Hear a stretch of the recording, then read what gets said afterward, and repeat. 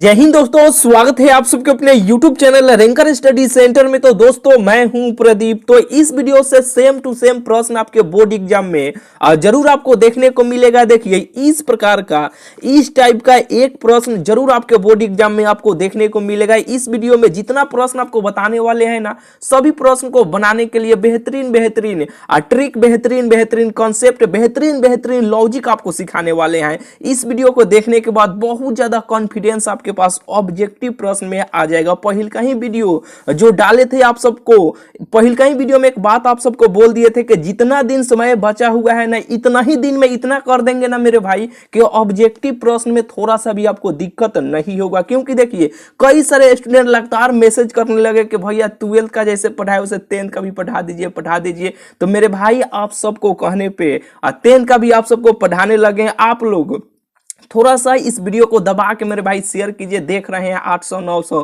इसी तरह स्टूडेंट देख ही रहे हैं, ठीक है। थोड़ा सा दबा के मेरे भाई शेयर कीजिए। जितना दिन समय बचा हुआ है, 2 दिन 3 दिन 1 दिन, जितना दिन समय बचा हुआ है ना, इतना ही दिन में इतना आपको कर देंगे ना मेरे भाई कि ऑब्जेक्टिव प्रश्न में थोड़ा सा भी आपको दिक्कत नहीं होगा। थोड़ा सा दबा के इस वीडियो को आप लोग शेयर करते रहिएगा। देखिए इस प्रकार का, इस टाइप का, जैसे कि देखिए यदि समीकरण x square plus 2k x plus 4 बराबर 0 का एक मूल 2 है तो k का मान है। 4 को ऑप्शन दिया गया है, बताना है इसका आंसर। कैसे बनेगा बता रहे हैं, ठीक है। यहाँ पे दूसरा का नंबर देखिए सेम इसी प्रकार है, या तो ये सेम पूछ लिया जाए चाहे ये पूछ लिया जाए, यानी इस प्रकार का एक प्रश्न जरूर आपको देखने को मिलेगा। देखिए सेम इसी प्रकार ये भी प्रश्न है, यदि समीकरण इतना इतना इतना बराबर 0 का एक मूल -3 हो तो p का मान है। देखिए इस पहले इस प्रश्न को हम बनाते हैं। देखिए करना क्या, खुद ही ऑटोमेटिक आप बना लीजिएगा। यहाँ पे देखिए यदि समीकरण का मान इतना दिया गया है, इसका एक मूल 2 दिया है तो k का मान है। तो ये देखिए ये जो 2 है ना, ये समीकरण जो है ना, इसमें x के जगह पे 2 रख दीजिए, k का मान खटाक देना निकल के चल जाएगा। जैसे कि देखिए हम x के जगह पे 2 रखते हैं तो x, ये 2 जो है x के जगह पे रखेंगे तो ये 2x स्क्वायर हो जाएगा। यहाँ पे x स्क्वायर है, ठीक है। तो यहाँ पे x का मान 2 रखेंगे तो 2 का स्क्वायर हो जाएगा, ठीक है। यहाँ पे देखिए 2k और x का मान 2 रखना है। यहाँ पे x है तो x का मान यहाँ पे 2 रखेंगे। थोड़ा सा अब रेस चलते हैं, ठीक है।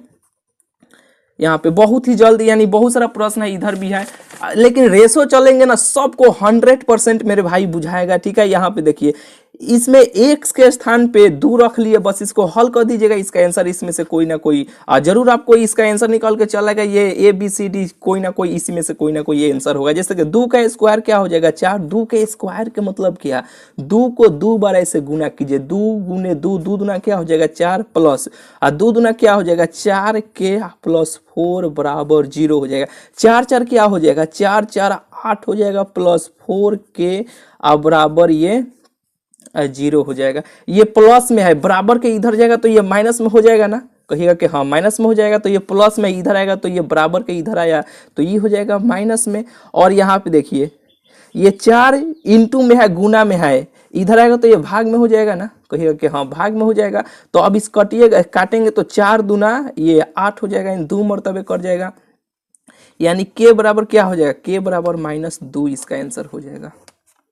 -2 ऑप्शन नंबर इसका बी हो जाएगा। बिल्कुल ये आपको बुझा गया होगा। देखिए जो भी मूल देगा ना x के जगह पे रख लीजिएगा, हल कीजिएगा, इसका आंसर आपको निकल के चला आएगा। बोलिए ये भी प्रश्न जैसे बना है वैसे ही है।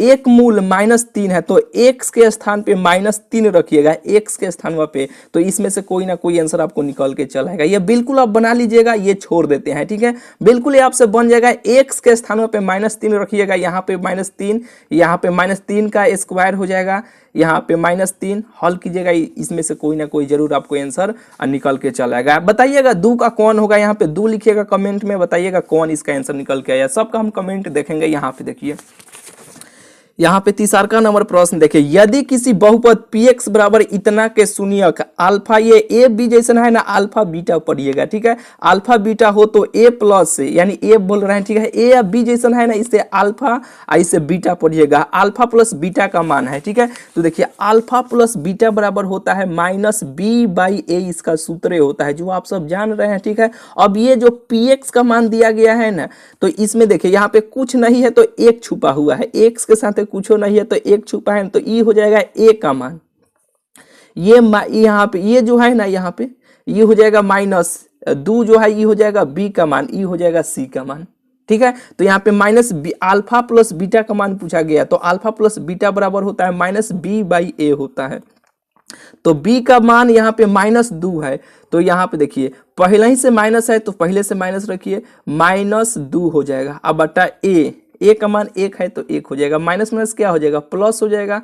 अब बटा यहाँ पे नीचे 1 हो जाएगा, 1 नीचे नहीं लिखते हैं, ठीक है, 1 नीचे छुपा हुआ है, 1 से भाग देंगे तो उतना ही होगा। ठीक है, तो यहाँ पे प्लस छुपा रहता है, क्या हो जाएगा, केवल यहाँ पे ऐसे भी लिखेंगे तो यहाँ पे प्लस छुपा हुआ है। ठीक है, केवल 2 हो जाएगा, ऑप्शन नंबर इसका बी हो जाएगा। ठीक है, चलिए यहाँ पे देखिए, यदि अल्फा तथा बीटा द्विघात बहुपद इतना के शून्यक हो तो 1 बटा अल्फा प्लस 1 बटा बीटा का मान होगा। 4 गो ऑप्शन दिया गया है। देखिए, एक हम काम करते हैं, अल्फा बीटा का हम एलसीएम ले लेते हैं, अल्फा बीटा का एलसीएम लेंगे तो ये अल्फा से ऐसे भाग देंगे तो ये कट जाएगा, बचेगा बीटा, बीटा में 1 से गुना करेंगे तो ये बीटा हो जाएगा, ये कट गया, बचा अल्फा, तो अल्फा हो जाएगा अल्फा प्लस बीटा बराबर सूत्र होता है, यानी इधर लिखे चाहे इधर लिखे, बतवा ये क्या है, अल्फा प्लस बीटा बराबर क्या होगा, चाहे बीटा प्लस अल्फा बराबर क्या होगा, माइनस बी बटा ए होता है अल्फा इंटू बीटा बराबर सी बटा ए होता है। जब ये ऊपर पलटेगा, देखिए यहाँ पे माइनस बी,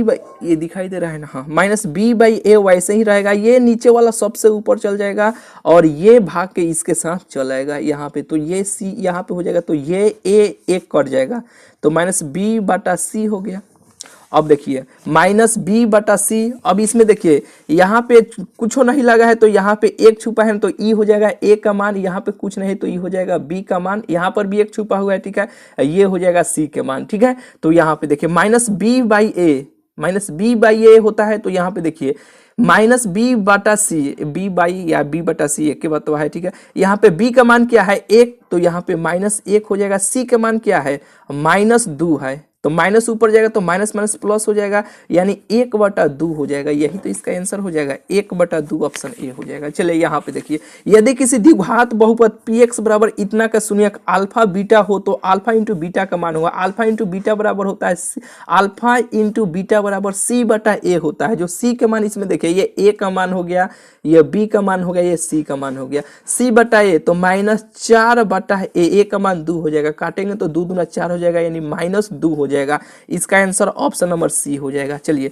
यहाँ पे देखिए, यदि साइन थीटा बराबर कॉस थीटा तो थीटा का मान होगा, तो इसमें से देखिएगा कौन ऐसा मान है जो ये दोनों साइन, यहाँ पे देखिए इसमें से रखना है कि दोनों का बराबर होता है, तो साइन 0 का मान 0 होता है, कॉस 0 का मान 1 होता है। ठीक है, तो यहाँ पे देखिए साइन 45 का होता है, साइन 45 का मान 1/√2 होता है, इसका भी मान कॉस 45 का भी मान 1/√, कॉस 45 डिग्री का भी मान 1/√2 होता है, यानी ऑप्शन नंबर इसका डी हो जाएगा। यानी इसमें आपको पुट करना है, देखना है इसमें से दोनों किसका मान 30 डिग्री का पर ये दोनों बराबर होगा कि 60 पे बराबर होगा कि 45 पे होगा। चलिए बिल्कुल आपको बुझा गया होगा, यानी साइन 45 का भी मान 1/√2 होता है, कॉस 45 डिग्री का भी मान 1/√2 होता है। ठीक है, ऑप्शन नंबर डी हो जाएगा। यहाँ पे देखिए, यदि साइन थीटा बराबर 1/2 हो तो थीटा का मान होगा। देखिए यहाँ पे ये प्रश्न बहुत बेहतरीन है, सेम टू सेम आने का संभावना है। देखिए मेरे भाई कैसे बनाइएगा,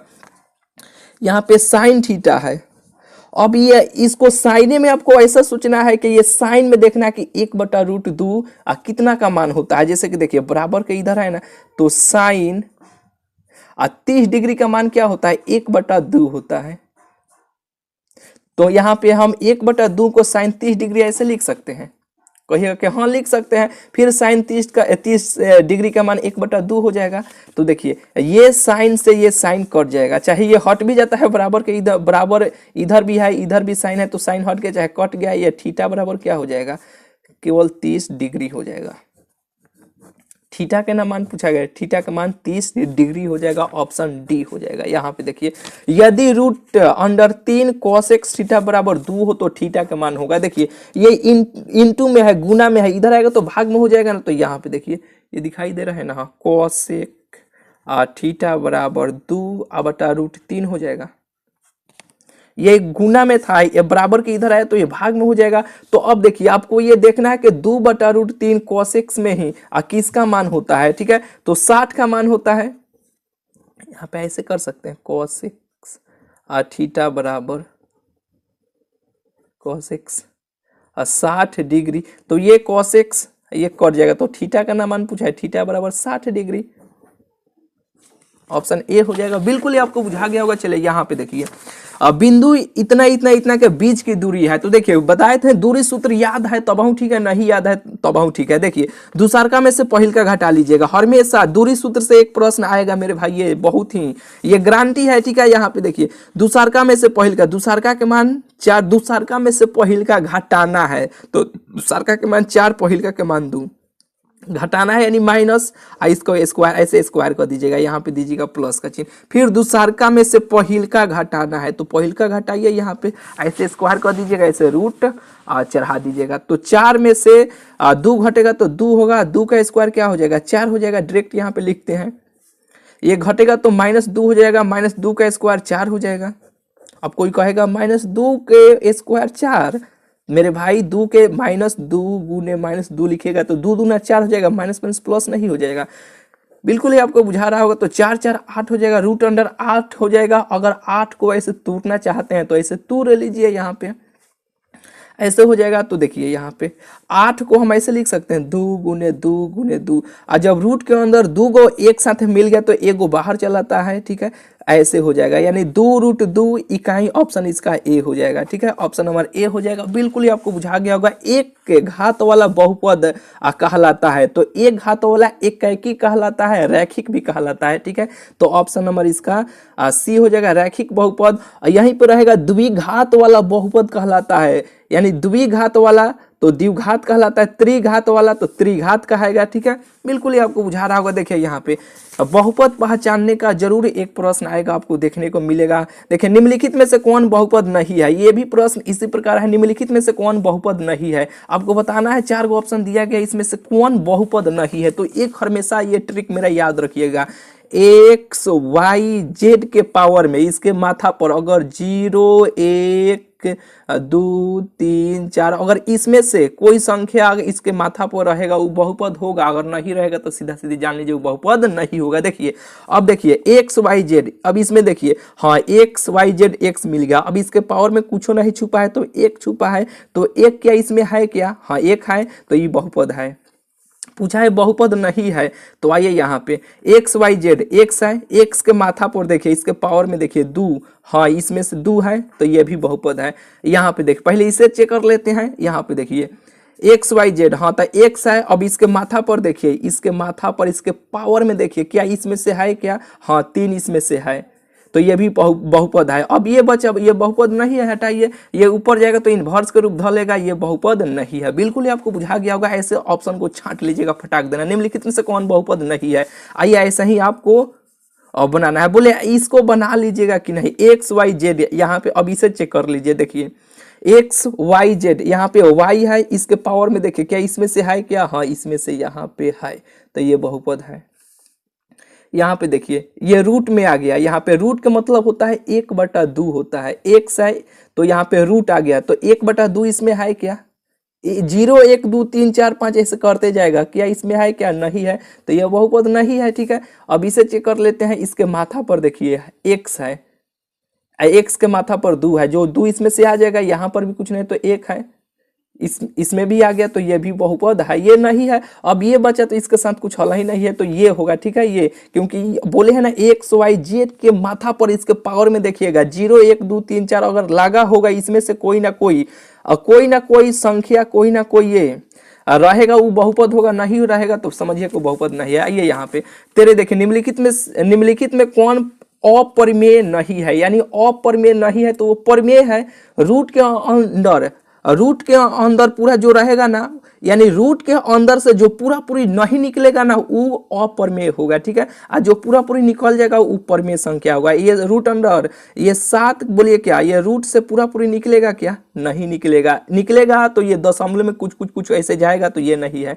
ये भी रूट से पूरा पूरी नहीं निकलेगा, तो ये भी अप्रमेय संख्या है। ये 25 है, बाहर चलाएगा, 5 5 25। अब पूछा है निम्न में कौन अप्रमेय नहीं है, तो यही नहीं है, ऑप्शन नंबर इसका सी हो जाएगा, क्योंकि ये 25 है, 25 रूट से बाहर आ जाता है। देखिए निम्नलिखित में किस परिमेय संख्या का दशमलव प्रसार शांत है। देखिए शांत और अशांत से एक प्रश्न आपको जरूर देखने को मिलेगा। ठीक है, 4 गो ऑप्शन दिया गया है कि निम्नलिखित में किस परिमेय संख्या का दशमलव प्रसार अशांत है। तो देखिए आप ऐसे याद रखिएगा, जैसे कि देखिए आप मुर्गा के दुकान पे जाते होंगे, मुर्गा जब कटाता है तो जब पूरा कटा जाता है तो वह क्या हो जाता है, शांत हो जाता है। क्या हो जाता है, शांत हो जाता है। तो आप याद रखिएगा जब इसको काटेंगे पूरा कट जाएगा, शांत हो जाएगा। ठीक है, जब तक ये शांत नहीं होगा जब तक छोड़ेंगे नहीं। और यहाँ पे ये ध्यान रखिएगा 2 के पावर n आई इंटू 5 के पावर m के रूप में अगर नीचे वाला ये यहाँ पे देखिए ये है अंश है, नीचे वाला हर को चेक कीजिएगा। अगर 2 के पावर n 5 के पावर m के रूप में चल आएगा ना वो होगा शांत, अगर नहीं आएगा वो होगा अशांत। ठीक है, तो यहाँ पे देखिए तो कटने वाला नहीं है, तो यहाँ केवल 15 को नीचे वाला का चेक कीजिए। 15 को इसे तूर के देखिए तो पंक्तियां ये 15 हो जाएगा। तो इसे हम लिखेंगे तो 5 के पावर 1 गुने 3 के पावर 1, क्या इसके रूप में आया, नहीं आया। दू कहाँ है, नहीं ना आया, तो ई नहीं होगा, ये शांत होगा। यहाँ पे देखिए अब 160 को देख लीजिएगा इसे तूर के, 2 से हम काटते हैं तो ये 80 हो जाएगा, 2 से काटेंगे तो 40 हो जाएगा, 2 से काटेंगे तो 20 हो जाएगा, 2 से काटेंगे तो ये 10 होगा, 2 से काटेंगे तो 5 होगा।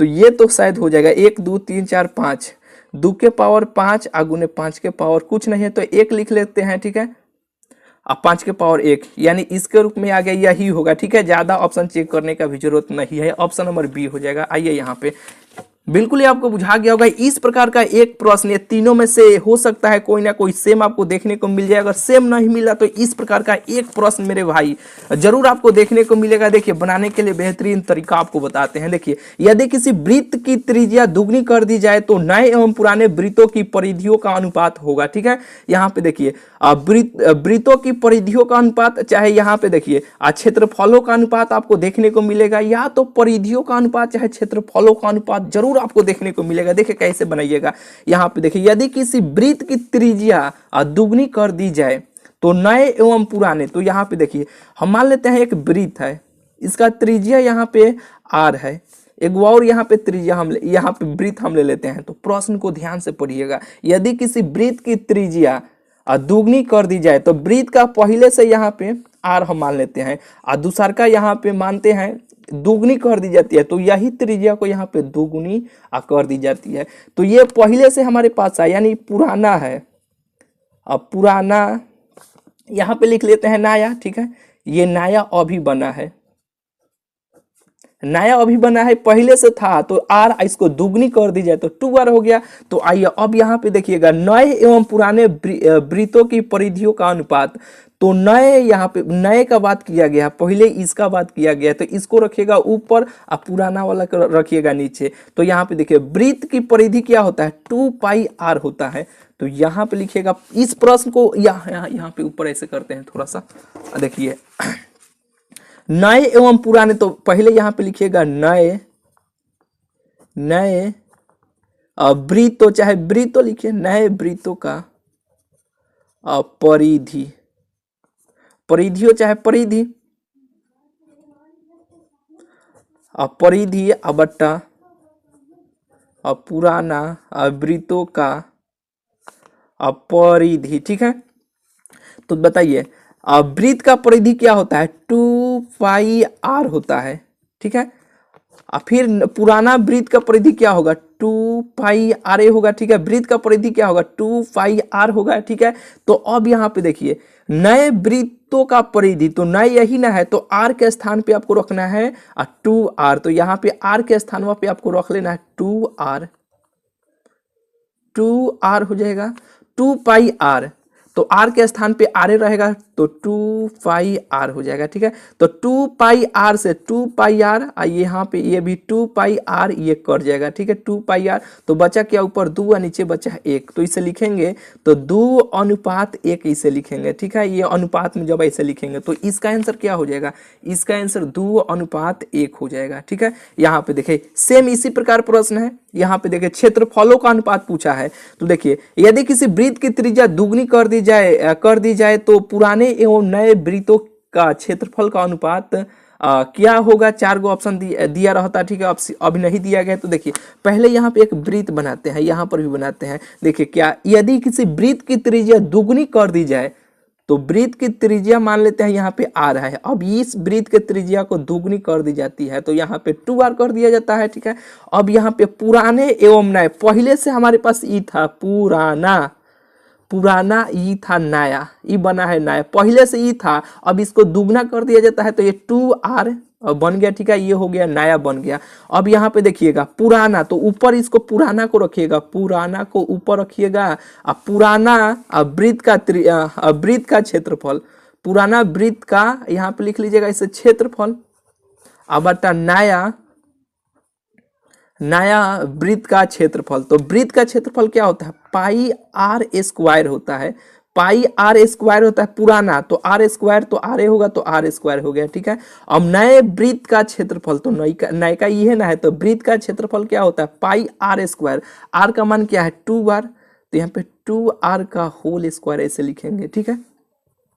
तो ऊपर पाई आर स्क्वायर है तो पाई आर स्क्वायर हो जाएगा, ये पाई है तो पाई हो जाएगा, 2r का स्क्वायर करेंगे तो 2 दूना क्या हो जाएगा 4r स्क्वायर हो जाएगा। तो पाई आर स्क्वायर, यहाँ पर भी पाई आर स्क्वायर कर जाएगा, तो बचेगा क्या, ऊपर बचेगा 1, नीचे बचेगा 4। इसको अनुपात में लिखेंगे तो 4:1 लिखेंगे, ठीक है। यही इसका उत्तर हो जाएगा, इस प्रश्न का उत्तर 4:1 हो जाएगा इसका, ठीक है। अब बोले ये प्रश्न को नहीं बना लीजिएगा, यदि किसी वृत्त की त्रिज्या आधी कर दी जाए तो पुराने तथा नए वृत्तों के परिधियों का अनुपात होगा। यहाँ पे देखिए एक वृत्त है, यहाँ पर भी एक वृत्त है, वृत्त की त्रिज्या आधी कर दी जाती है, तो यहाँ पे पहले से आ रहा है और इस वृत्त के त्रिज्या को आधा कर दिया जाता है। तो पूछा गया पुराना, ये पहले से था हमारे पास, ठीक है, पुराना, अब इसको आधा किया गया तो ई बन गया है नया। यहाँ पे देखिएगा किसका बात किया जा रहा है, तो पहले पुराना का, तो पुराना वाला को ऊपर रखिएगा, पुराना वृत्त का परिधि, बटा नया वृत्त का परिधि, ठीक है, बिल्कुल ही आपको बुझा रहा होगा। तो देखिए अब वृत्त का परिधि क्या होता है, 2πr होता है, 2πr, तो 2πr, r का मान ये देखिए पुराना ही है ना, तो r के स्थान पे r होगा। अब नया का पूछा गया तो नया का हो, यानी नया का लिखेंगे तो r का मान r/2 है, तो 2πr वृत्त का परिधि होता है 2πr, r का मान क्या है r/2 है, तो ये 2 से 2 कट जाएगा, ये पाई से पाई आर, ये ऊपर पाई आर कट जाएगा, तो ऊपर 2 बचा, नीचे 1 बचा। इसे अनुपात के रूप में लिखेंगे तो क्या लिखेंगे 2:1 लिखेंगे, यही इसका उत्तर हो जाएगा। इस प्रकार ये बिल्कुल ही आपको बुझा गया होगा।